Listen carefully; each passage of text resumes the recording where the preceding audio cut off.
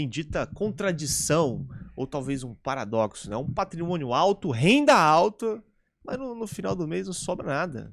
Não tem uma reserva de emergência bem estabelecida, o cara tá com um valor considerável investido, mas perante o orçamento mensal não faz sentido mais. O problema é o custo fixo. Uhum. Tá? O custo variável você consegue corrigir. Os custos fixos, como você trouxe ali anteriormente, a gente pode avaliar se faz sentido ou não amortizar ou quitar mais rápido os financiamentos que eles possuem. Já cortamos aí um total de R$6.000 a mais. Então o cara estava devendo 18, a gente já cortou 3 mil só fazendo um ajuste simples. Sejam muito bem-vindos a mais um Crescimentos Sólidos, o seu programa semanal de crescimento espiritual, intelectual, corporal, né? Métodos heterodoxos de crescimento corporal. Tudo isso que você aprende nesse programa maravilhoso, né? Com essa mesa composta por especialistas sérios, altamente gabaritados aqui, né? Ao meu lado está o grande monstro Luiz. Poderia ser Então, maior.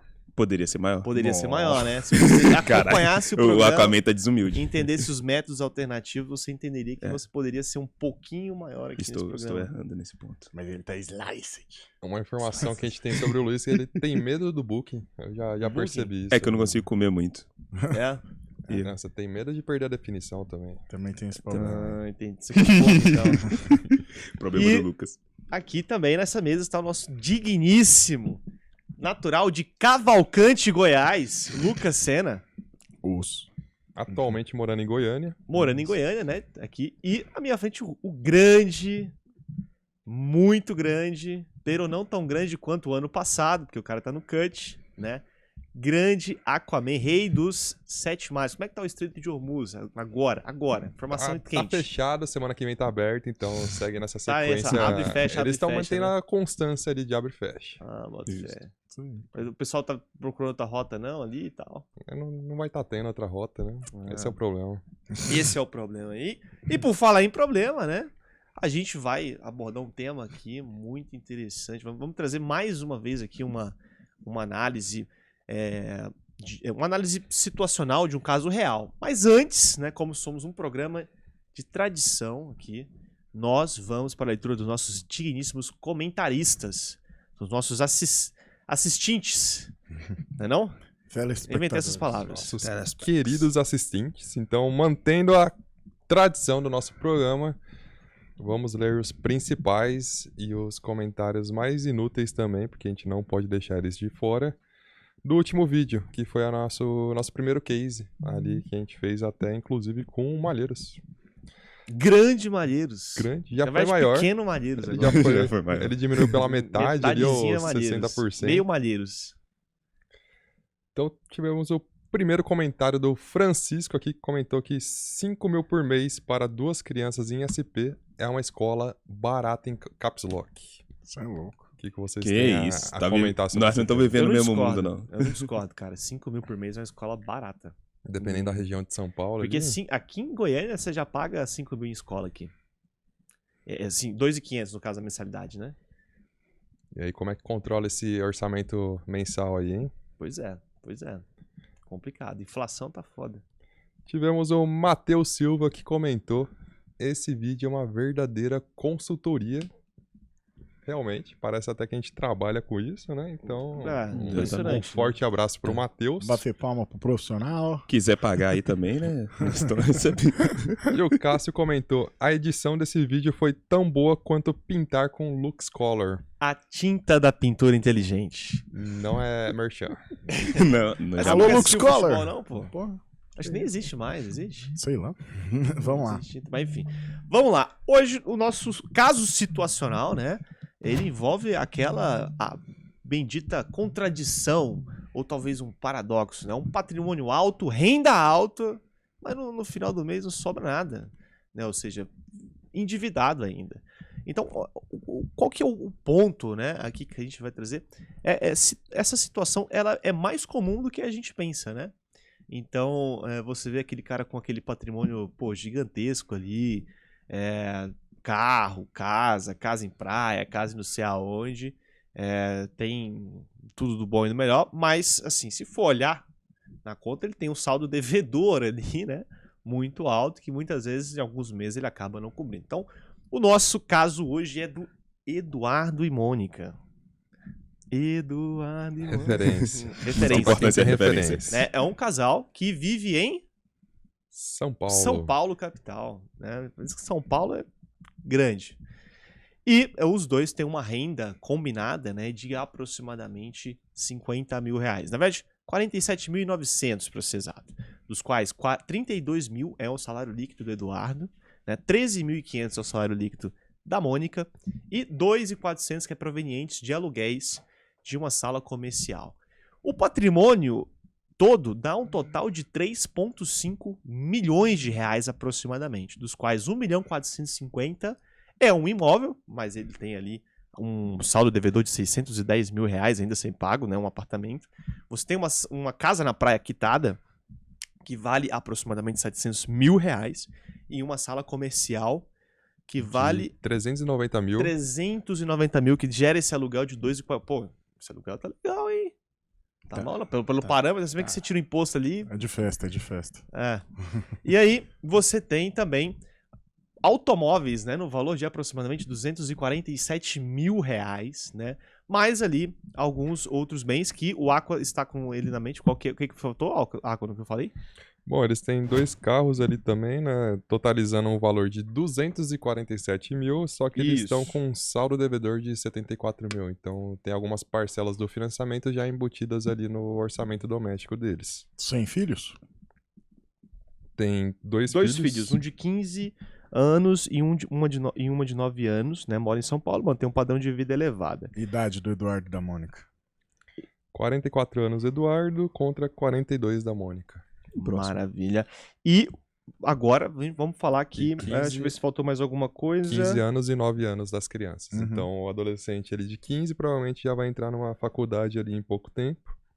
3 anos, tudo é certo. É, veja bem, eles têm uma carteira de investimentos também na casa de 720 mil reais. Né? Só isso. Ou seja, você tem ali distribuído entre renda fixa, previdência, ações, fundos imobiliários, fundos e criptoativos. Mas ela era de Leão e ele tinha 16? Ah, Ela tem que fazer medicina e falar alemão, mano. E ele nas aulinhas o de mínimo inglês. e também. eles nas aulinhas de inglês. É porque eu não lembro da música. Beleza. A letra é muito grande, cara. Beleza. Vamos lá. Então vamos lá. E vamos para a questão dos custos, né? Bom, a renda total ali gira em torno de 47.900, mas por contas ali de, custos fixos de São Paulo, moradia, parcela de automóvel, parcela de imóvel, você tem os custos com a casa, você tem os custos ali com carro e tudo mais. O custo fixo estimado está em 55.700, Uhum. pois além de todos os custos que eles têm que manter durante o dia, durante o mês, né, eles ainda têm uma ajuda familiar que eles fazem ali acho que se não me engano, pro pai da Mônica nesse caso, né. Bom, despesas ali anuais recorrentes, né, ali em torno de 122 mil por ano, que vem de IPVAs, manutenção de carro, casa, eventos familiares, né, equivalente ali a 167 mil por mês. Ou seja, desses 55.700, 10.200 para arredondar aqui, né, são de custos anualizados, que você tem que pagar todo ano e dividido ali por 12, né? E o resultado mensal, ultimamente, nos últimos meses, vem num déficit de aproximadamente 18 mil reais. Ou seja, todo mês ali fica batendo 18 mil reais negativo na conta porque não sobra. E aí, eu quero que os senhores destrinchem aqui, né, com essas informações que a gente citou, qual que é o problema? O que está acontecendo ali? Qual que é a primeira coisa que vocês resolveriam? Tira as crianças da escola. Não. Bota na escola pública. Ou esquece pra trabalhar, primeiramente. Já pode trabalhar. Calma, Luiz, peraí. Não, Tem que realmente mas bater é ali engraçado, o... né? Foi malaco. É engraçado a gente parar pra pegar um caso inicial, assim. Obviamente a gente trouxe cases que chegam todos os dias, né? Mas essa primeira reunião, às vezes para quem não tem contato com esse tipo de serviço, né?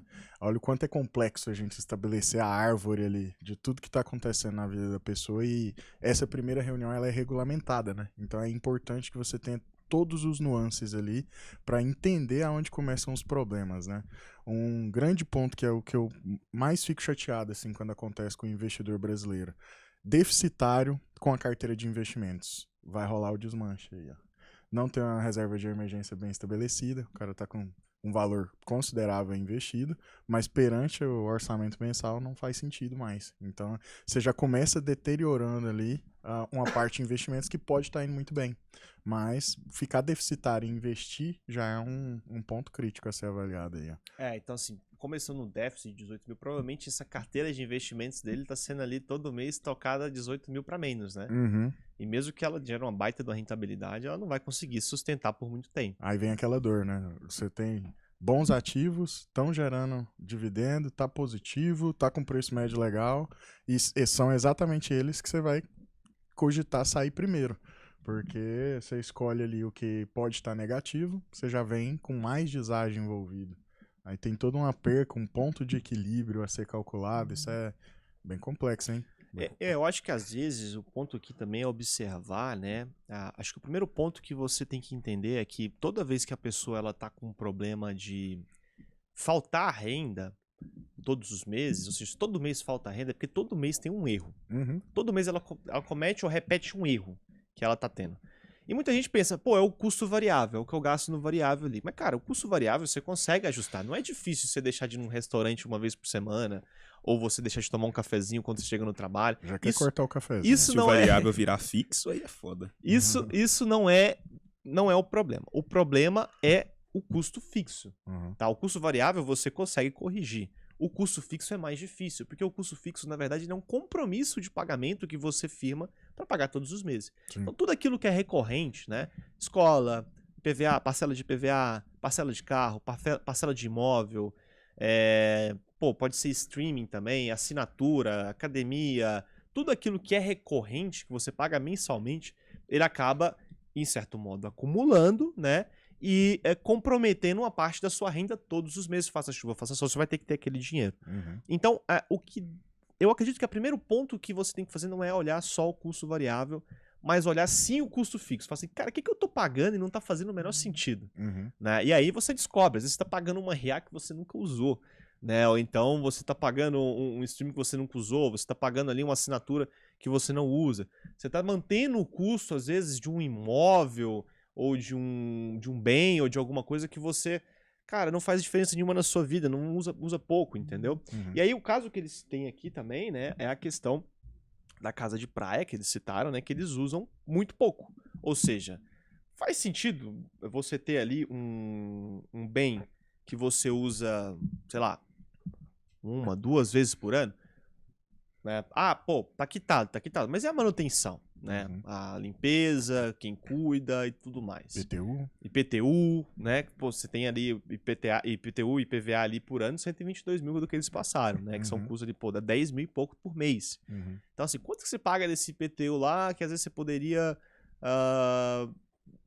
não ter que pagar isso, né?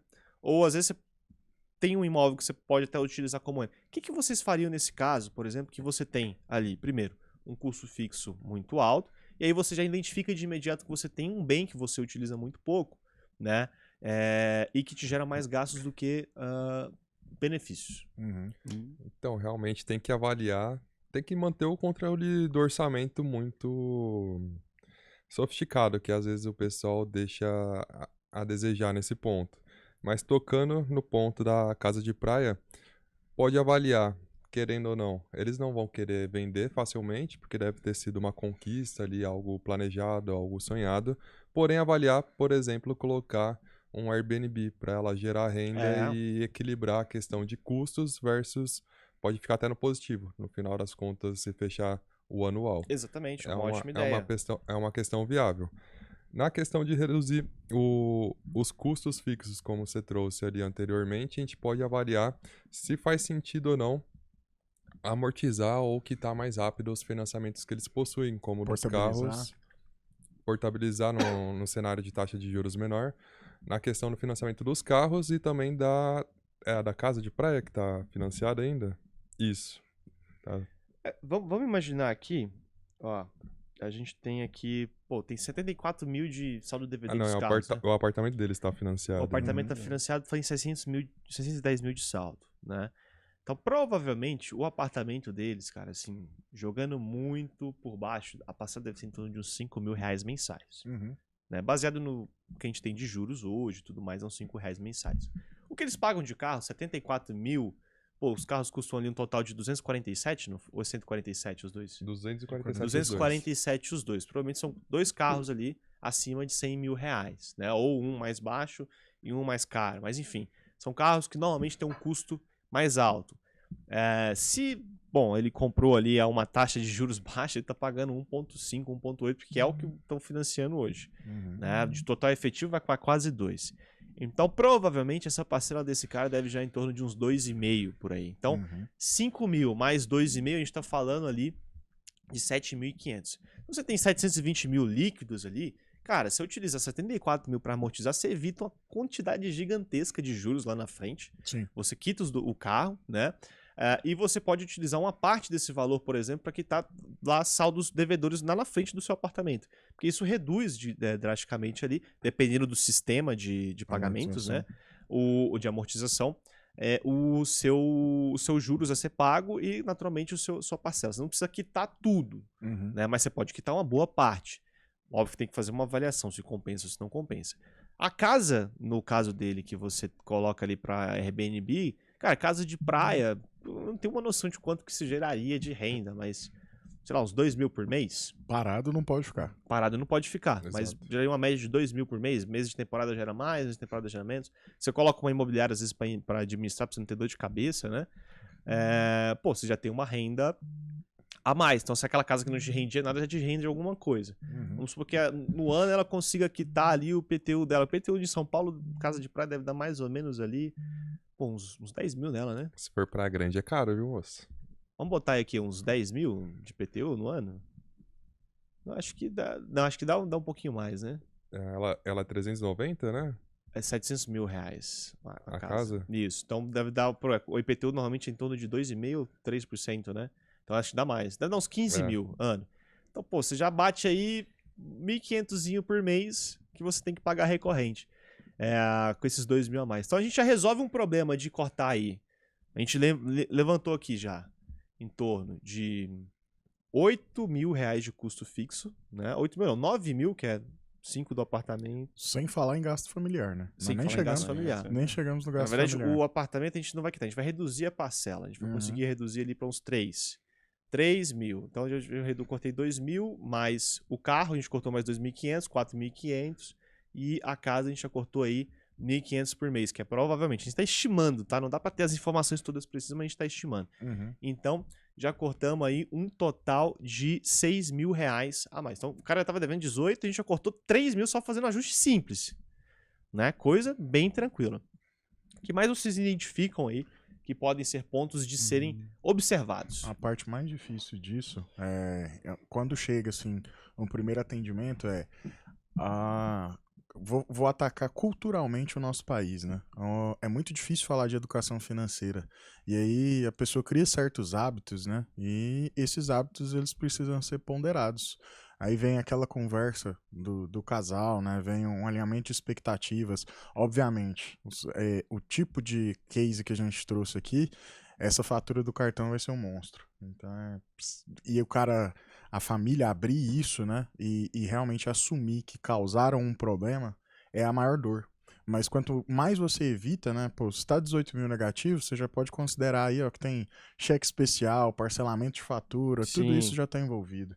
Tem juros recorrentes que você está pagando. Uma coisa é o investidor, a pessoa, o trabalhador pagar juros futuros de um financiamento e tudo isso tem como você controlar ali e ter uma noção de quanto você vai pagar. Agora, os juros sobre dívidas, ele é o mais perigoso de todos, porque ele não vai ter fim.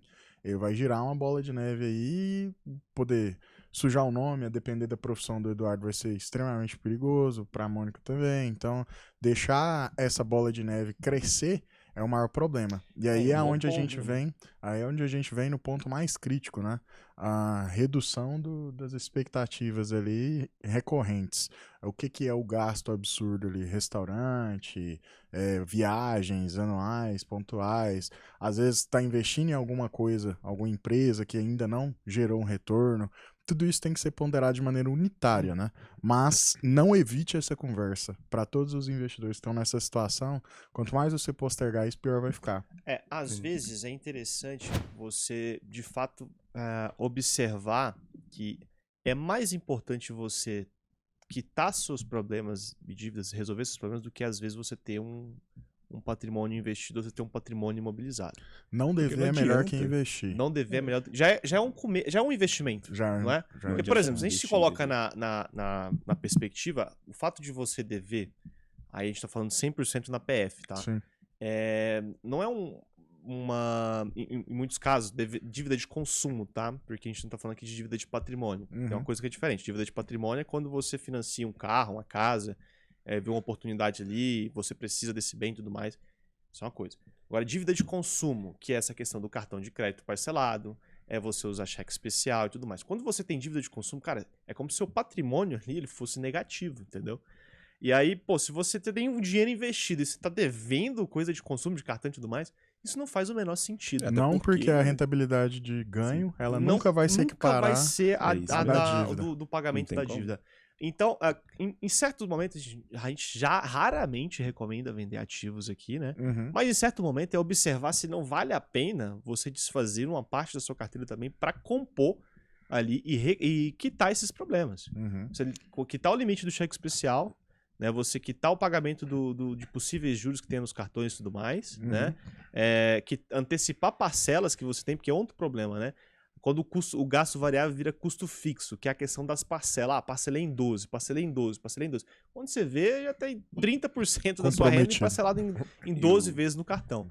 Inclusive, não tá detalhado um pouco as classes de ativos que eles possuem ali na carteira, mas não o nível de detalhe, né?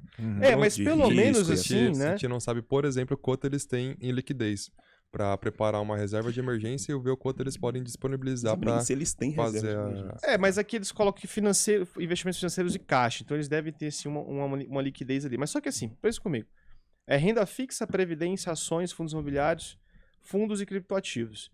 Se a gente for ir por critério de liquidez, o menos líquido aqui é a renda fixa. Se tiver, às vezes, um NTNB longo, um crédito privado, né? Um CDB, depende, não sei. Aí entrando na parte variável, né? A gente vem na cotação, que é líquido. Mas depende da cotação, né? É que a liquidez tem premissas. Tem a previdência também, que é difícil. Vamos supor que ele investe em ações há uns 3 anos. Nossa, pode estar bem, pode estar bem. E aí pode estar bem, pode ficar mais aí tranquilo. vem aquele viés, né? Que é muito importante tratar isso diretamente com um profissional financeiro. Heurísticas do mercado financeiro. O cara tá ancorado ali falando, não quero vender os meus ativos que estão positivos. Cara, muito complexo isso. É muito difícil porque você vai ter, abandonando, quando o cara aceita e fala assim, vou realizar, você vai ter a ancoragem. Que aí ele vai voltar a se expor de novo e que é o mesmo reflexo de sucesso anterior. Vai ter o framing.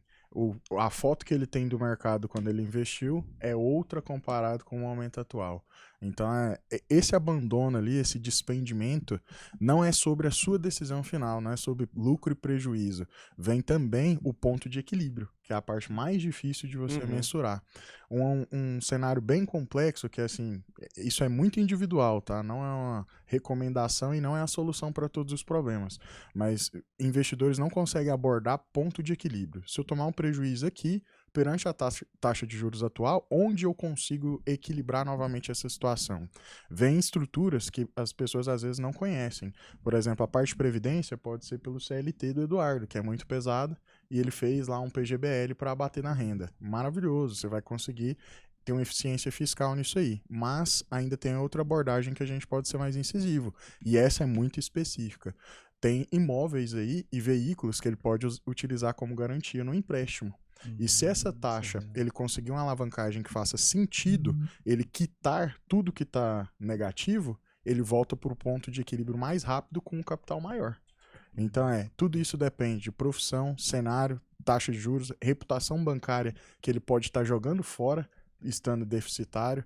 Então não abordar esse assunto com um profissional pode ser muito danoso ali. Você está piorando a situação enquanto e existem ter soluções. uma certa compreensão do quão danoso isso é. Porque, Sim. cara, você ficando negativo todo mês, a tendência é que cada mês que passa o rombo aumente. Sim. Porque aí já não é nem a questão de você gastar mais.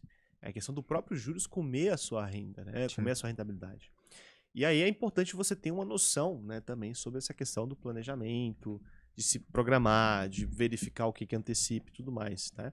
E aí por isso que a gente tem a maior escola de investimentos e também de educação financeira do país. Então, se você quer entender um pouco mais, não apenas sobre o mercado financeiro, geopolítica, economia, mas também sobre essa questão comportamental e como lidar com o dinheiro, né? Vai ter aqui um QR Code, você preenche lá o questionário, responde as informações ali necessárias que alguém vai entrar em contato contigo e te explicar e verificar se faz sentido para você ou não, né? Mas assim, acho que esse é o principal ponto. Muita gente acha que lidar com dinheiro é só saber investir, só saber fazer a conta. Mas, cara, não é só isso. Isso é importante, mas se for analisar bem, é o último passo. O primeiro passo é você lidar com as suas contas, lidar com as suas finanças, você se superavitar. Não adianta nada você ter dinheiro e não conseguir poupar. Né? Não faz muito sentido. Sim, e eu quero citar um ponto específico também que eu acho muito importante. Para quem está assistindo aí se identifica com essa situação, mesmo em proporções diferentes, eu sempre fui muito fechado em relação a valores financeiros. E aí ninguém sabe quanto eu ganho, ninguém sabe quanto eu gasto, porque eu concentro essas informações a mim. E tá tudo bem se você conseguir ponderar isso de uma maneira que seja factível ali para o seu orçamento, que você esteja indo bem. Mas o auxílio de um profissional você nunca vai se equiparar a falar assim, eu não cometo crimes, eu não preciso de um auxílio tributário para abrir minha empresa. Não é assim. Às vezes você comete algo que é errado ou que é menos favorável para o seu ciclo por não saber. E o profissional financeiro ele é a melhor pessoa para você ter esse tipo de conversa, porque não vai existir o julgamento de você estar endividado, não vai existir o julgamento do seu comportamento, existem correções ali, você vai ter uma aula professoral, é algo que vai te ajudar a abrir o seu horizonte de conhecimento. Então, postergar esse tipo de assunto pode ser a coisa mais perigosa para sua família. Então, é muito importante que você procure esse auxílio para expandir ali o horizonte de conhecimento e saber as oportunidades que você perde, as estruturas financeiras que você não conhece. E a gente está falando de um país fiscal ali com inúmeras normas. Quem melhor que um profissional para te auxiliar a conhecer ali? E também tem dois pontos aqui que você trouxe muito interessante nessa fala, Lucas, que é do principal, que as pessoas, a última coisa que elas vão procurar é alguém para ajudar elas a cuidar do dinheiro.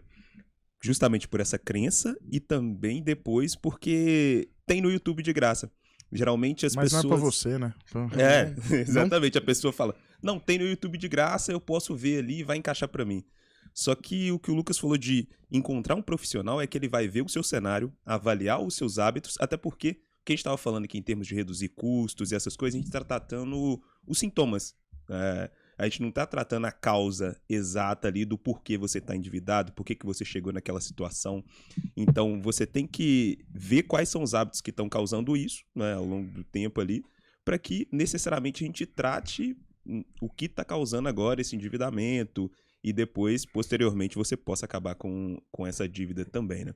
Mas, primariamente, né, não espere chegar num estado totalmente preocupante para que você procure um profissional para te ajudar com isso, porque em todas as outras áreas você procura um profissional, tanto para academia, quanto para saúde, quanto para outras áreas você procura um profissional logo de cara.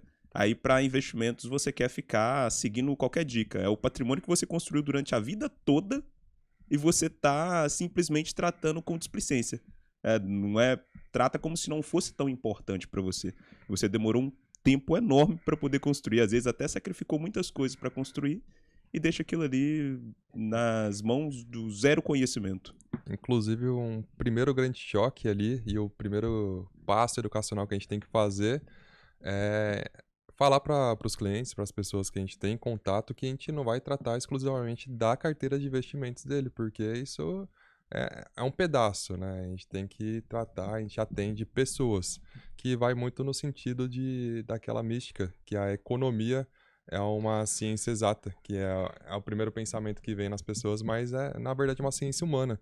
Então, tem inúmeras variáveis que afetam tanto a microeconomia, que é o orçamento doméstico ali, as pequenas coisas, como a macro.